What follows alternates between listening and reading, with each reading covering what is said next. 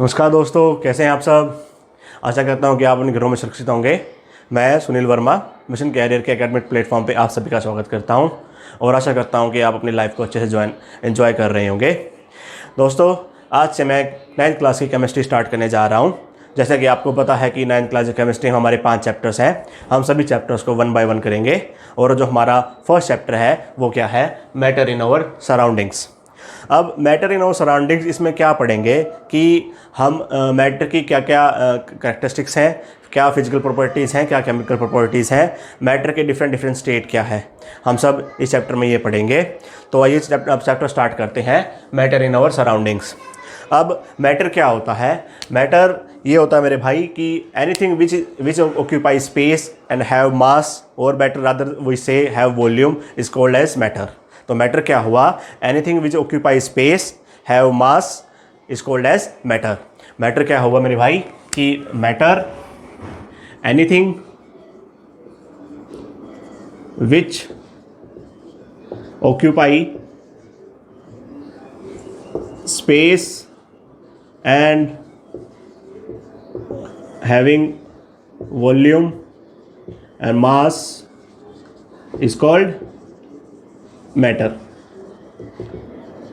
ठीक है, तो मैटर क्या हो मेरे भाई कि anything which occupy space and having volume and mass is called as matter.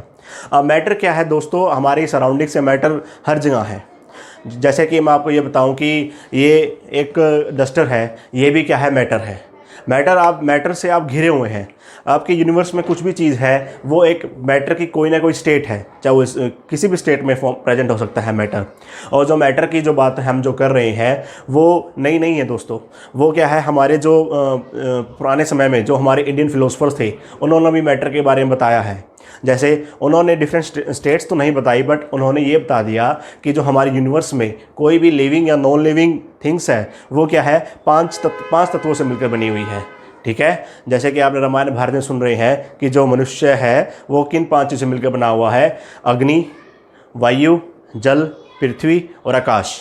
ठीक है, ये क्या है, हमारे 5 तत्व। इन्हीं चीज़ से हमारी जो कोई भी लिविंग थिंग्स है और नॉन लिविंग थिंग्स है वो मिलकर बनी हुई है। सेम वे में जो हमारे ग्रीक फिलोसफर्स थे उन्होंने भी ये बताया कि जो मैटर है इन्हीं 5 तत्वों से मिलकर बना हुआ है, कि चाहे वो नॉन लिविंग थिंग्स हो या लिविंग थिंग्स हो। ठीक है, अब जो मैटर को जो हमारे साइंटिस्ट हैं वो इन 5 तत्वों को उन्होंने डिफरेंट स्टेट्स में क्लासीफाई कर दिया। ठीक है, वो हम देखेंगे कि मैटर की कौन कौन सी डिफरेंट स्टेट है। आगे लेक्चर में पता चल जाएगा कि मैटर की कितनी डिफरेंट स्टेट्स हैं। ठीक है, अब उन्होंने जो मैटर को इन 5 तत्वों के बेस पे तो क्लासीफाई नहीं किया, उन्होंने क्या किया, मैटर को उसकी फिजिकल प्रॉपर्टीज़ और केमिकल प्रॉपर्टीज़ के बेस पे क्लासीफाई कर दिया। इस चैप्टर में हम क्या पढ़ेंगे? इस चैप्टर में हम मैटर की सिर्फ फिजिकल प्रॉपर्टीज़ को पढ़ेंगे और जो केमिकल प्रॉपर्टीज़ है वो हम फर्दर चैप्टर्स में पढ़ेंगे। ठीक है, तो मैटर की फिजिकल प्रॉपर्टीज़ पढ़ने से पहले हम ये देख लेते हैं कि फिजिकल नेचर ऑफ मैटर क्या है। अब फिजिकल नेचर ऑफ मैटर क्या है मेरे भाई कि जो मैटर है, कोई भी मैटर हो वो क्या है, छोटे छोटे स्मॉल पार्टिकल से मिलकर बना होता है। मतलब मैटर किससे बना होता है? मैटर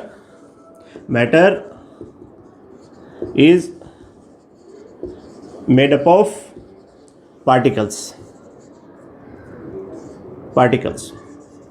ठीक है, मैटर क्या है, पार्टिकल्स से मिलकर बना होता है। ठीक है, अब जो इसको कैसे बताएंगे कि मैटर पार्टिकल से मिलकर बना होता है? आप एक काम करिए कि आप कोई बीकर ले लीजिए। ठीक है, एक बीकर में क्या करिए, पानी है। एक बीकर में क्या है, पानी है। अब इस पानी में आप 1 चम्मच नमक डाल दीजिए।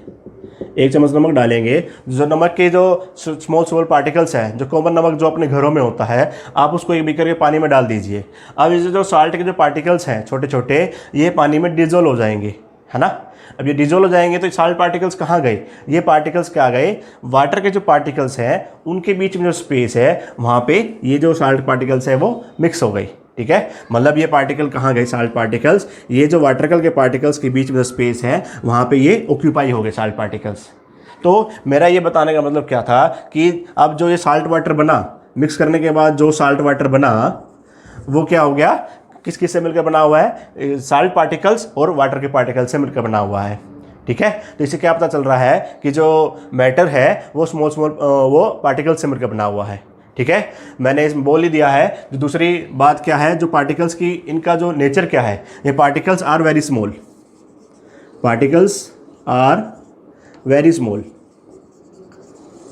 जो ये पार्टिकल्स है बहुत ही ज़्यादा स्मॉल होते हैं, ठीक है, आप इनको नॉर्मल आई से देख भी नहीं पाएंगे, बिल्कुल टीनी पार्टिकल्स होते हैं। इसका एग्जांपल ले लेते हैं, जैसे कि पोटेशियम परमैंगनेट। जैसे हम देखें पोटेशियम परमैंगनेट KMnO4, एग्जांपल देखते हैं कि पोटेशियम परमैंगनेट KMnO4 आपकी जो फिजिकल एक्टिविटीज़ है मैटर की, जो आपकी एनसीईआरटी में दे रखी है, मैं उनको आपको वन बाय वन समझाता चला जाऊंगा कि उनका का यूज़ क्या है, ठीक है। अब जो आपको बताया कि जो मैटर है वो क्या है, मैटर के जो पार्टिकल्स हैं वो क्या है, बहुत ही स्मॉल हैं, ठीक है। इसको कैसे देखेंगे कि जैसे आपने कोई बीकर ले लिया,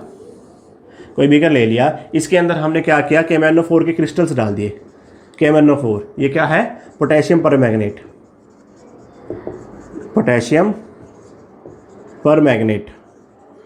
ठीक है। अब इस पोटेशियम परमैंगनेट क्रिस्टल्स, ये वाटर है, अब इसके क्रिस्टल हमने इसमें डाल दिए।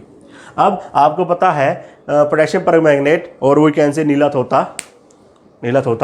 अब इसके जो क्रिस्टल्स हैं, आपने एक ही क्रिस्टल को पानी में डाला तो आप देखेंगे कि जो एक क्रिस्टल्स है वो एक क्रिस्टल के कारण ही जो उसका जो कलर होगा वाटर का, वो पिंक होना स्टार्ट हो जाएगा। वो पिंक होना क्यों हो जाएगा मेरे भाई, क्योंकि जो एक क्रिस्टल्स है वो छोटे छोटे स्मॉल पार्टिकल से बना हुआ है। अब आपने पानी में डाला, उसके जो क्रिस्टल्स हैं वो डिसोशिएट हो जाएगा डिफरेंट स्मॉल पार्टिकल्स में, और जब तक हो जाएगा जब तक वो फाइनली डिसोशिएट ना हो जाए, ठीक है। तो यहाँ से हम कह सकते हैं कि जो मैटर है KMnO4 की फॉर्म में, जो मैटर है वो छोटे छोटे स्मॉल पार्टिकल से मिलकर बना हुआ है, ठीक है, जिसके कारण जो पानी का जो कलर है वो क्या हो जाता है, पिंक हो जाता है। क्लियर है। अब देखते हैं हमारा characteristics of particles of matter. आइए अब देखते हैं कैरेक्टरिस्टिक्स ऑफ मैटर। अब कैरेक्टरिस्टिक्स ऑफ मैटर, हमारी मैटर की एनसीईआरटी में हमारी 3 कैरेक्टरिस्टिक्स दे रखी हैं कि particles of matter having space between them. जैसा कि मैंने आपको पहले एक्टिविटी में बताया कि जब हमने पानी के अंदर हमने साल्ट मिक्स किया, जो साल्ट के जो पार्टिकल्स हैं वो वाटर के पार्टिकल्स के बीच में जो स्पेस है वहाँ पे ऑक्यूपाई हो गई। तो हम ये कह सकते हैं कि जो पार्टिकल्स ऑफ मैटर है हैविंग स्पेस बिटवीन देम, ठीक है। जैसे कि मैंने अपनी फर्स्ट एक्टिविटी में बताया था कि जो वाटर के जो पार्टिकल्स हैं उनके बीच में स्पेस है, और जो सॉल्ट के जो पार्टिकल्स हमने मिक्स किए वो इनके बीच में ऑक्यूपाई हो गई। तो इससे हम ये कह सकते हैं कि जो पार्टिकल्स ऑफ मैटर है having space between them. Clear. दूसरी कैरेक्टरिस्टिक्स क्या है, particles of matter continuously moving. Particles of matter है वो क्या है, कंटिन्यूसली मूव करते रहते हैं, और जो मूवमेंट की वजह से पार्टिकल्स के बीच में काइनेटिक एनर्जी का जाता है, क्योंकि आपको पता है काइनेटिक एनर्जी कैसे आएगी पार्टिकल्स में, कि उनके मोशन की वजह से। जो काइनेटिक एनर्जी का मतलब ये होता है the energy which possessed by virtue of its motion, ठीक है। तो हम कह सकते हैं पार्टिकल्स की जो मूविंग होने की वजह से पार्टिकल्स में क्या है, उनकी अपनी एक काइनेटिक एनर्जी है। इसको हम कैसे देखेंगे कि आप एग्जांपल ले लीजिए कि कोई इंसेंस स्टिक, मतलब कोई अगरबत्ती, आप अगरबत्ती को अपनी क्लास के किसी कोने में रख दीजिए, जब तक आप उसे जलाएंगे नहीं तो उसकी जो सुगंध है वो क्या है, क्लास के कुछ एक बच्चों को जो पीछे बैठे होंगे उन्हीं को सुगंध उसकी फील होगी। और यदि आपने उस अगरबत्ती को जला दिया तो क्या होगा, उससे धुआं निकलेगा, और वो धुआं क्या है, धीरे धीरे पूरी क्लास में फैल जाएगा। मतलब सेकंडों के अंदर ही जो धुआं है वो पूरी क्लास में फैल जाएगा, और क्लास का हर एक बच्चा उसकी स्मेल को फील कर सकता है। तो इससे क्या पता चल रहा है, जो सिक्के के जो धुएं के फॉर्म में जो पार्टिकल्स हैं वो कंटिन्यूसली मूव कर रहे हैं और पूरी क्लास में फैल गए। अब काइनेटिक एनर्जी का जो रिलेशन है, अब वो फैले कैसे पूरे उसके क्लास के अंदर, कि उसके पार्टिकल्स के अंदर क्या होगी, काइनेटिक एनर्जी, ठीक है। वो ये मूव कर रहे हैं तो क्या होगी, काइनेटिक एनर्जी। और जो काइनेटिक एनर्जी है मेरे भाई, ये किस पे डिपेंड करती है, टेम्परेचर पे। जो काइनेटिक एनर्जी है वो किस पे डिपेंड करती है, टेम्परेचर पे। इनफैक्ट जो काइनेटिक एनर्जी है वो टेम्परेचर के डायरेक्टली प्रोपोर्शनल है, ठीक है। जैसे कि जितना ज़्यादा टेम्परेचर होगा उतनी ज़्यादा काइनेटिक एनर्जी होगी, ठीक है। इसका एग्जांपल हम ये भी ले सकते हैं कि जैसे आप कोई बीकर है, जैसे आप अपने घर में पानी को गर्म करते हैं, जब पानी को गर्म करेंगे, सपोज एक बीकर है, उसमें आपने पानी डाल दिया, ठीक है। अब इस पानी को गर्म करेंगे। अब जब स्टार्टिंग में जब आपने पानी लिया, जो वाटर के जो पार्टिकल्स हैं वो क्या है, स्टेशनरी है, है ना। जैसे जैसे पानी का टेम्परेचर राइज होता चला जाता है तो आप देखेंगे कि जो वाटर के पार्टिकल्स हैं वो स्टार्ट मूविंग, ठीक है, मतलब उनमें डिस्टर्बेंस स्टार्ट हो जाएगी। और डिस्टर्बेंस स्टार्ट हो जाएगी तो उसके बाद क्या होगा, जैसे जैसे टेम्परेचर बढ़ता जाएगा बढ़ता जाएगा बढ़ता जाएगा, जब 100 डिग्री सेल्सियस पहुंच जाएगा, जो वाटर का जो बॉइलिंग टेम्परेचर होता है वहाँ पे पहुंच जाएगा, तो क्या होगा, जो वाटर के मॉलिक्यूल्स हैं वो भाप में कन्वर्ट होने स्टार्ट हो जाएंगे। वो क्यों हो जाएंगे मेरे भाई, क्योंकि जो वाटर के जो पार्टिकल्स हैं उनके बीच में इतनी काइनेटिक एनर्जी आ जाएगी कि वो अपनी स्टेट छोड़ के दूसरी स्टेट में चले जाएंगे, लिक्विड से भाप की फॉर्म में चले जाएंगे। क्लियर है। तो यहाँ से हमें क्या पता चल रहा है, जो काइनेटिक एनर्जी है वो टेम्परेचर पे डायरेक्टली डिपेंड कर रही है, ठीक है। काइनेटिक एनर्जी पार्टिकल किस पे डिपेंड कर रही है, टेम्परेचर पे डायरेक्टली प्रोपोर्शनल। जैसे जैसे टेम्परेचर बढ़ता जाएगा वैसे वैसे काइनेटिक एनर्जी बढ़ती चली जाएगी। क्लियर। अब तीसरा देखते हैं कि particles of matter attract each other. अब जो मैंने बताया कि जो पार्टिकल्स हैं मैटर के, जो डिफरेंट पार्टिकल्स हैं वो क्या है, एक दूसरे को अट्रैक्ट करते हैं। मैं ये बोलूँ कि जो आप ये देखिए कि मैटर्स के जो पार्टिकल्स हैं, सपोज ये दो पार्टिकल्स हैं, इनके बीच में एक फोर्स ऑफ अट्रैक्शन है। इस फोर्स ऑफ अट्रैक्शन की वजह से जो मैटर को एक डेफिनेट शेप मिल जाती है।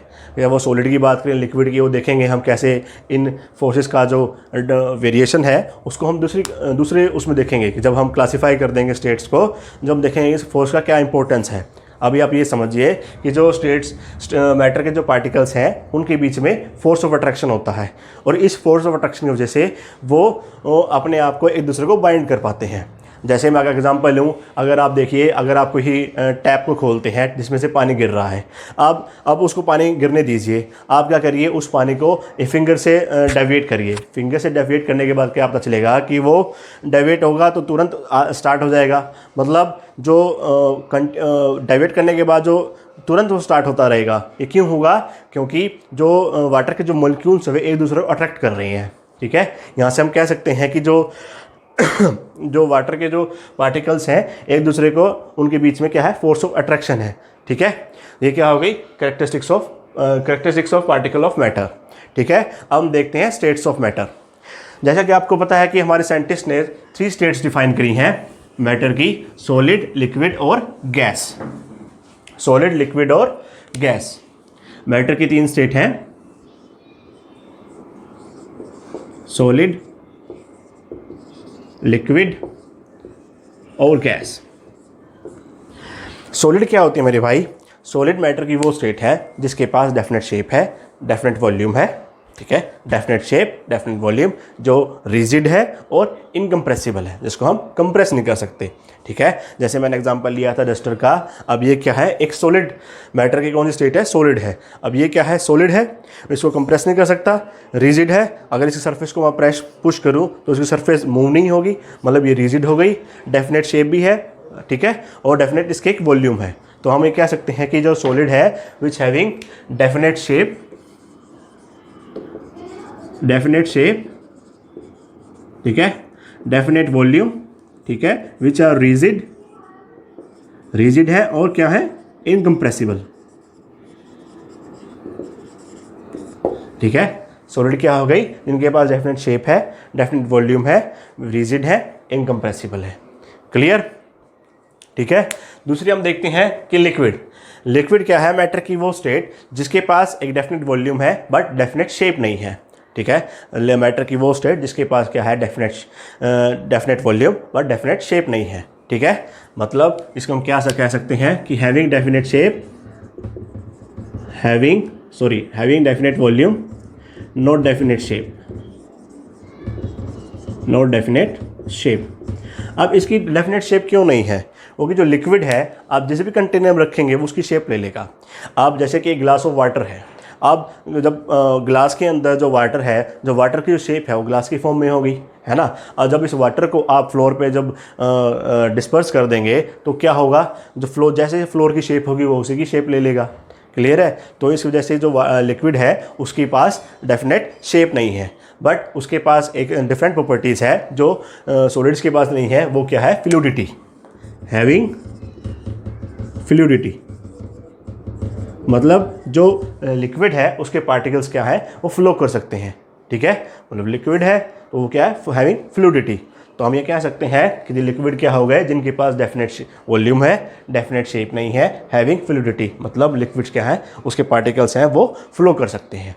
ठीक है। अब तीसरा देखते हैं गैस। अब गैस क्या है मेरे भाई, जिनके पास no definite shape, no definite shape and neither definite volume, neither definite volume. Gas क्या होगी मेरे भाई, जिनके पास no neither definite shape, no definite volume. ठीक है। मतलब जैसे आप इस कमरे में हवा को ले लीजिए, अब इस कमरे में आपको हवा है, वो क्या है, गैस फॉर्म में है ना। जैसे कि हम सांस ले रहे हैं, वो क्या है, उसमें oxygen, carbon dioxide, nitrogen, argon, ये सब है। ठीक है। बट हमारे जो लिविंग बींग्स के लिए क्या ज़रूरी है, ऑक्सीजन, सांस लेने के लिए। ठीक है। तो हम ये कह सकते हैं कि जो ये एयर है वो कितने डिफरेंट गैस से मिलकर बनी हुई है। जैसे हो गया ऑक्सीजन, हो गया कार्बन डाइऑक्साइड, हो गया आर्गन, हो गया। ठीक है। तो अब ये देखें, इनके पास डेफिनेट वॉल्यूम क्यों नहीं है, क्योंकि जो अब एक कमरे में जो गैस है, आप इसको एक सिलेंडर में कंप्रेस करके डाल देंगे तो वो क्या हो जाएगा, वो उसकी सिलेंडर की वॉल्यूम में चला जाएगा।